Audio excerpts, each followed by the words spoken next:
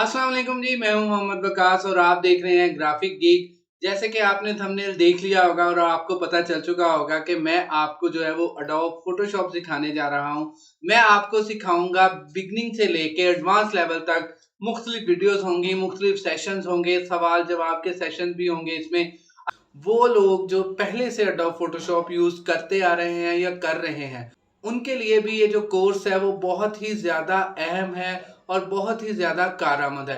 क्योंकि adobe Photoshop जो है वो वक्तन फ़वक्तन जो है वो कुछ ना कुछ चीज़ें चेंज कर रहा है।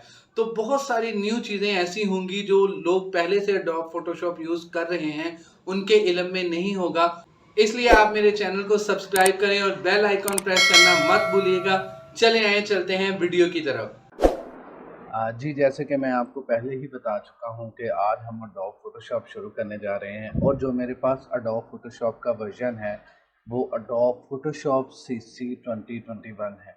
अच्छा, इसकी रिक्वायरमेंट मैं कुछ आपको बताता चलूँ सबसे पहले कि आपके पास कोर i5 थर्ड जनरेशन से ऊपर वाला जो लैपटॉप है वो होना चाहिए। 4, 5, 6, 7 आप जितनी कैपेसिटी रखते हैं और उसमें कम से कम जो है वो 8 जीबी रैम और एसएसडी लाजमी लगवाएं ताकि इसकी स्पीड जो है वो स्मूथ रहे। अच्छा जी, ये जो स्क्रीन आपको नज़र आ रही है इसे कहते हैं इंटरफेस। अब इसमें कुछ यहाँ पे चीज़ें आ रही हैं, ये वो डॉक्यूमेंट्स हैं जो मैंने रिसेंटली ओपन किए थे, तो इनको अभी फ़िलहाल हमने नहीं छेड़ना। अच्छा जी, सबसे पहले यहाँ पे कुछ मेन्यूज़ शो हो रहे हैं। अब इन मेन्यूज़ में सिर्फ फ़ाइल का मेन्यू है जिसमें कुछ चीज़ें हाइलाइट हैं, बाकी edit, image, layer, type, selection ये सारे वो मेन्यू हैं जब हम काम कर रहे होंगे तो ये हाइलाइट होंगे। अब सबसे पहले जो चीज़ है वो ये है कि हमने काम करने के लिए एक कैनवस ओपन करना है।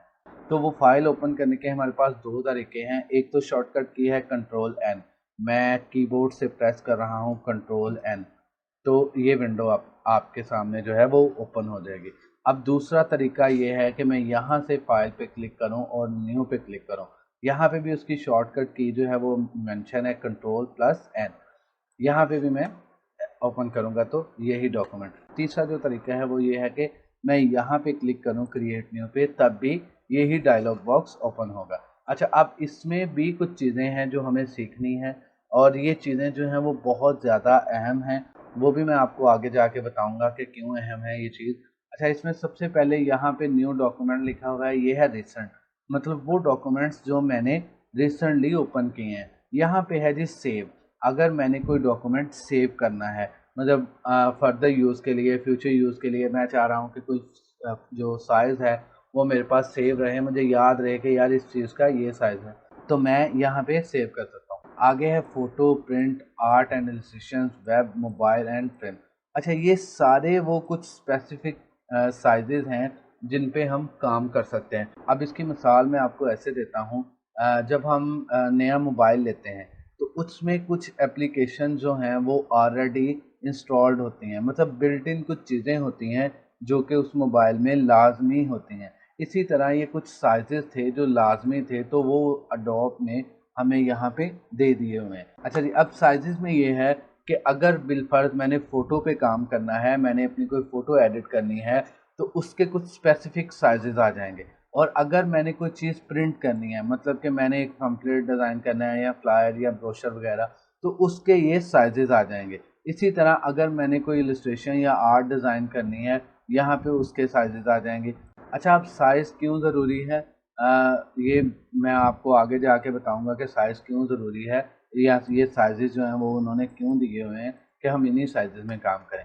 अब हम रिसेंट पे आते हैं, तो रिसेंट पे ये लेटर साइज़ मैंने लास्ट टाइम यूज़ किया था, वही प्रॉपर्टीज़ मेरे यहाँ पे शो हो रही होगी। जो साइज़ मैंने लास्ट यूज़ किया था वही ये प्रॉपर्टीज़ शो हो रही है, या फिर अगर मैं किसी और पे अपना जो है वो कर्सर लेके जाता हूँ और प्रेस करता हूँ तो उसकी प्रॉपर्टीज़ शो होने लग जाती हैं। अब जैसे-जैसे मैं प्रेस कर रहा हूँ, इधर जो है वो वैल्यूज़ चेंज होती नज़र आ रही हैं। अच्छा जी, अब सबसे पहले आ जाते हैं कुछ प्रॉपर्टीज़ समझ लेते हैं, फिर मैं बताऊँगा कि साइज़ क्यों अहम है। अब इधर आते हैं तो लेटर साइज़ की जो प्रॉपर्टीज़ हैं वो शो हो रही हैं, लेकिन मैंने कोई कस्टम जो है वो साइज़ लेना है। लेट करें कि मैंने इंस्टाग्राम की पोस्ट का साइज़ लेना है। सबसे पहले यहाँ पे जो उसने चीज़ हमें दी है, कोई भी अगर हम डॉक्यूमेंट क्रिएट करना चाहें तो उसकी विड्थ और हाइट है। अब यहाँ पे विड्थ मैं चाह रहा था कि इंस्टाग्राम की पोस्ट डिज़ाइन करूँ, तो उसका साइज़ है 1080 पिक्सल्स बाय 1080 पिक्सल्स। अच्छा, यहाँ पे जनाब उसने हमें कुछ यूनिट दिए हुए हैं, pixel, inches, centimetre, millimetre, points और पिकास। ये सारे वो यूनिट हैं मेजरमेंट के, जिसमें हम पहले मेजरमेंट कर लेंगे जो चीज़ हमने बनानी है उसकी क्या मेजरमेंट है, फिर वही स्केल जो है वो हम यहाँ से सिलेक्ट कर लेंगे। जो ज़्यादातर ऑनलाइन मीडिया है या ई मीडिया है, उसकी जो ज़्यादातर चीज़ें हैं, मतलब 99% जो चीज़ें हैं वो पिक्सल्स में ही डिज़ाइन की जाती हैं। ये पिक्सल्स क्या हैं आगे चल के देखेंगे। और जो डॉक्यूमेंट हमने ऑनलाइन या ई मीडिया पे देखने होते हैं उनकी जो उनकी रेजोल्यूशन होती है 72 पिक्सल पर इंच। ये इंच क्या है आगे जाके थोड़ा मैं आपको बताऊंगा जब कैनवस ओपन करेंगे। उसके बाद है कलर मोड, RGB और CMYK। दो कलर मोड हम अभी फ़िलहाल यूज़ करेंगे, बिटमैप, ग्रे स्केल और लैब। ये वाला जो है कलर ये छोड़ देंगे। अभी फ़िलहाल हम RGB और CMYK इस्तेमाल करेंगे। इलेक्ट्रॉनिक मीडिया के लिए RGB कलर मोड यूज़ होता है, इसको कहते हैं रेड, ग्रीन और ब्लू। और प्रिंट मीडिया के लिए CMYK मोड यूज़ होता है। अभी हम इलेक्ट्रॉनिक मीडिया की पोस्ट बना रहे हैं तो हमने RGB सेलेक्ट कर लेना है। यहाँ पे है बैकग्राउंड कंटेंट्स। बैकग्राउंड कंटेंट मतलब कि जब बैकग्राउंड हम कोई लें तो उसके पीछे जो कलर है वो कैसा है। अगर मैं इसको ब्लैक कर लेता हूँ तो बैकग्राउंड ब्लैक होगा। अगर मैं बैकग्राउंड कलर करता हूँ तो जो बैकग्राउंड पे कलर होगा वो आएगा। अगर मैं यहाँ पे ट्रांसपेरेंट करता हूँ तो कोई भी बैकग्राउंड नहीं आएगा। फ़िलहाल मैं इसको वाइट पे करके आगे चलता हूँ। अच्छा, ये एडवांस जो ऑप्शन हैं ये फ़िलहाल हम यूज़ नहीं करेंगे। हम यहाँ पे चलते हैं जी क्रिएट न्यू पे। ये जनाब जो हमें इंटरफेस नज़र आ रहा है ये है जी एडोब फोटोशॉप का इनर इंटरफेस, मतलब जहाँ पे हमने काम करना होता है। अब इसमें भी 3-4 चीज़ें हैं, 3-4 हिस्सों में मैंने तो डिवाइड किया हुआ है। आप लोग पता नहीं कैसे काम करते हैं, जो पहले से करते हैं या उन लोगों ने कैसे डिज़ाइन किया होता है। अच्छा जी, सबसे पहले तो ये जो वाइट पार्ट हमें नज़र आ रहा है इसको कहते हैं कैनवस। अच्छा जी, ये मेन्यूज़ हैं सारे जो हमें पहले भी नज़र आ रहे थे, लेकिन अब जो है वो हाईलाइट हो चुके हैं। अब लेफ़्ट साइड पे या जहाँ पे ये मेरा कर्सर है यहाँ पे हमें कुछ टूल नज़र आ रहे हैं। और जैसे ही मैं राइट साइड पे आता हूँ तो राइट साइड पे भी मुझे कुछ चीज़ें नज़र आ रही हैं।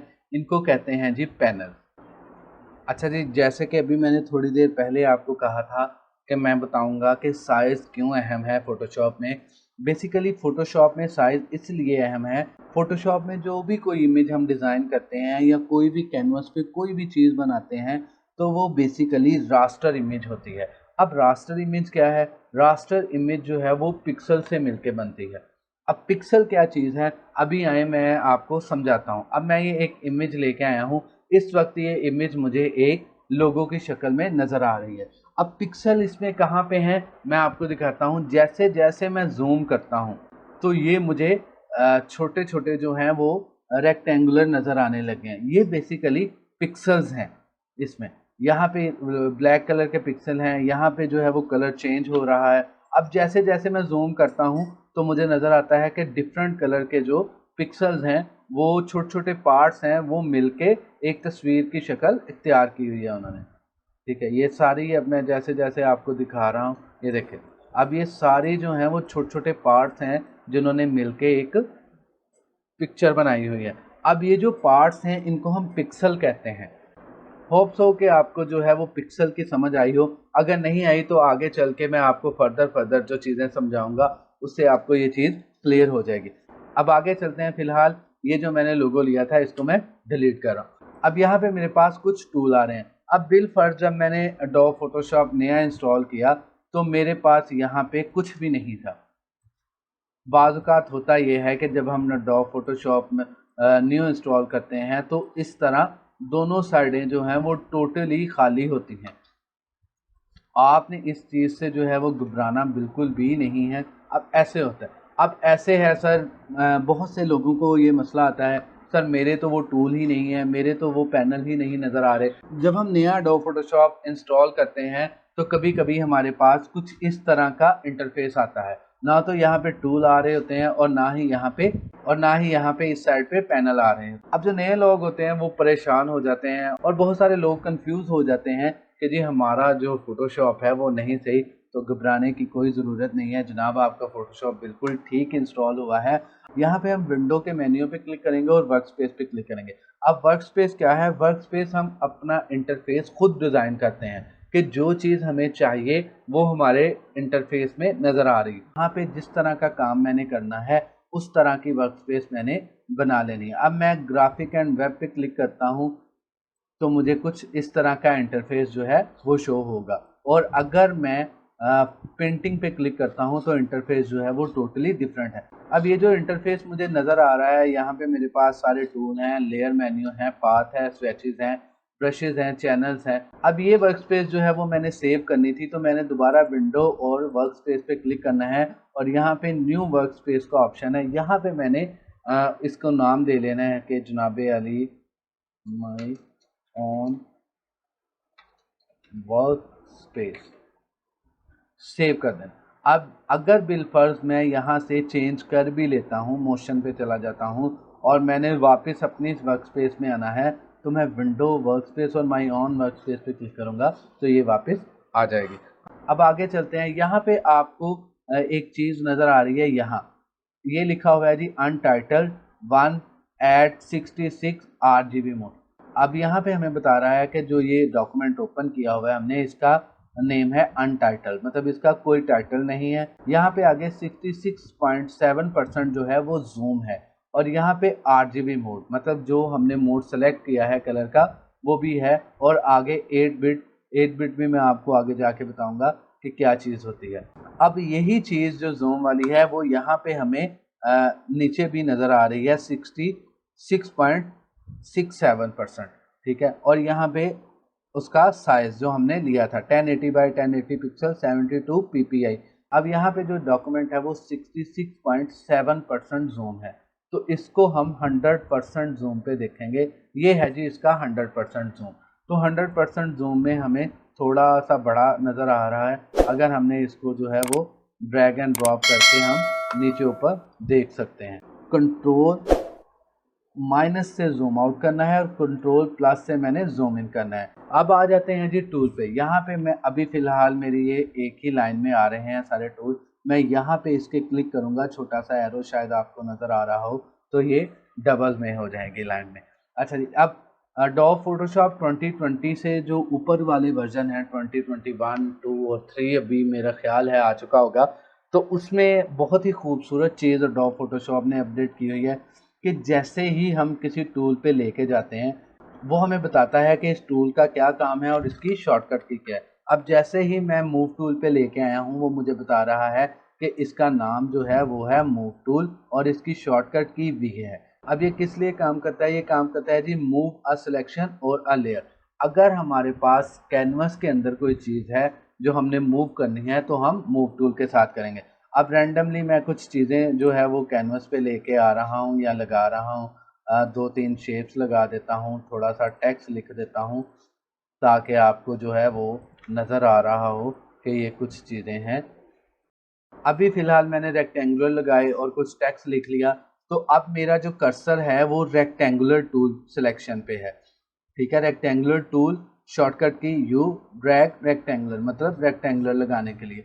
अब अगर मैंने मूव टूल पे जाना है तो मैंने सिंपली वी प्रेस करना है, या फिर ये है कि मैं यहाँ से क्लिक कर लूँ तो मैं मूव टूल पे चला गया हूँ। अब मूव टूल पे जाने के बाद यहाँ पे जो चीज़ मैंने आपको बतानी है कि मैंने जो भी चीज़ मूव करनी है वो मैं इजीली मूव टूल के साथ मूव कर सकता हूँ। अब मैंने ये वाला जो रेक्टेंगुलर है ये इस कॉर्नर में लेके आना है, ये जो सर्कल है इसको इस कॉर्नर में लेके आना है। टेक्स्ट एक यहाँ पे हो, एक यहाँ पे और एक यहाँ पे।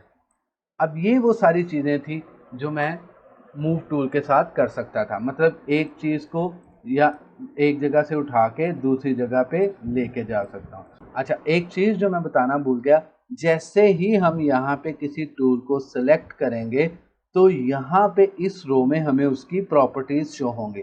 अब देखें, जैसे ही मैंने रेक्टेंगुलर किया तो यहाँ पे शेप लिखा आ गया, फिल, स्टॉक, ये उसकी कुछ वैल्यूज़ वगैरह। जैसे ही मैंने यहाँ पे ये टूल सेलेक्ट किया तो उसकी प्रॉपर्टीज चेंज होंगे। अब जैसे ही मैंने मूव टूल पे सिलेक्ट करना है तो उसकी भी कुछ प्रॉपर्टीज है। अब यहाँ पे कुछ डी हाईलाइट हैं, कुछ हाईलाइट्स हैं। सबसे पहले चलते हैं जी यहाँ पे auto selection. What is auto selection? अब ऑटो सिलेक्शन क्या है कि यहाँ पे एक चीज़ है, ये है हमारे पास एक पैनल। अभी फ़िलहाल पैनल को मैं नहीं समझा रहा, इसलिए मैं उसमें नहीं जाऊँगा। सिर्फ आपने ये देखना है कि पैनल काम कैसे कर रहा है। अब पैनल में ये है कि यहाँ पे मैंने कुछ चीज़ें जो लगाई थी वो सारी चीज़ें इंडिविजुअल मौजूद हैं।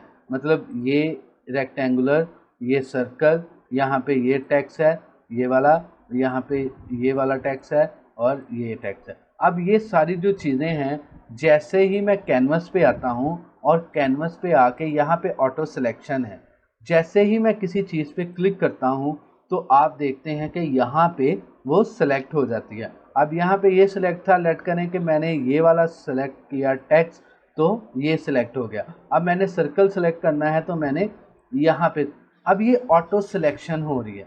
अब अगर मैं ऑटो सिलेक्शन यहाँ से अनचेक कर दूँ, अब मेरा ये जो कर्सर है ये फ़िलहाल सर्कल पे है। अब क्या हो रहा है, अब यहाँ पे जो है वो मेरा सर्कल सेलेक्ट है, तो मैंने बिलफर्ज ये वाला जो फ़ॉन्ट है इसको यहाँ पे एडजस्ट करना था, तो मैं इसको क्लिक करता हूँ तो आप देखें कि यहाँ पे क्लिक नहीं हुआ। और अगर मैं इसको उठा के मूव करना भी चाहूँ तो सर्कल ही मूव हो रहा है, कोई और जो चीज़ है वो अब मूव नहीं हो रही। तो ये क्या है, यहाँ से ये ऑटो सिलेक्शन ऑन रखेंगे तो फिर जो है हम किसी भी चीज़ को उठा के ड्रैग एंड ड्रॉप कर सकते हैं। और अगर ये अनचेक है तो फिर जो चीज़ यहाँ से सिलेक्ट है वो ही मूव होगी। अब आगे यहाँ पे जो चीज़ आ रही है, यहाँ पे आ रहा है जी लेयर और ग्रुप। अभी मैं आपको बता रहा था कि अगर बिलफर्ज मैंने ये सारी चीज़ें ही एक साथ उठानी हो, मैं कंट्रोल Z कर रहा हूँ, अनडू होता है कंट्रोल Z से, मतलब कि चीज़ें पीछे चले जाती हैं। अब यहाँ पे मेरे पास ये चीज़ें थी, अब मैंने इन सारी चीज़ों को उठा के थोड़ा सा नीचे लेके आना था। अब यहाँ पे अगर बिलफर्ज ये चीज़ें ऐसे हैं और मेरी रिक्वायरमेंट है कि मैं इन सारी चीज़ों को थोड़ा सा नीचे लेके आऊँ, तो क्या मैं एक एक चीज़ को पकड़ के ऐसे नीचे लेके आऊँगा? नहीं, अनडू कर रहा हूँ कंट्रोल Z से। मैं क्या करूँगा, मैं यहाँ से ग्रुप पे चला जाऊँगा। यहाँ से लेयर था, लेयर क्या होता है, ये जो बेसिक एक सिंगल चीज़ है हमारी, ये लेयर है और ये भी हमारा लेयर पैनल है।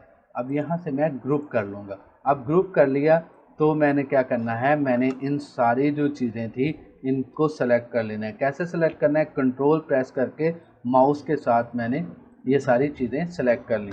अब ये सारी चीज़ें सेलेक्ट हैं तो मैं यहाँ से ग्रुप किया हुआ है, मैं इनको मूव कर सकता हूँ, नीचे ऊपर या किसी भी जगह पे एडजस्ट कर सकता हूँ।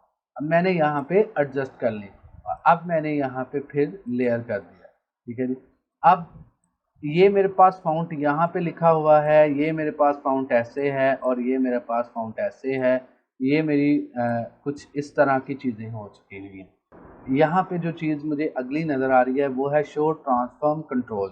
अब शो ट्रांसफॉर्म कंट्रोल्स क्या है, यहाँ पे मैं रेक्टेंगुलर फ़िलहाल सेलेक्ट कर रहा हूँ और मैं इस पर क्लिक कर रहा हूँ, तो आप देखते हैं कि यहाँ पे कुछ इसके हैंडल्स आ गए हैं। अब इन हैंडल्स को कहते हैं एंकर।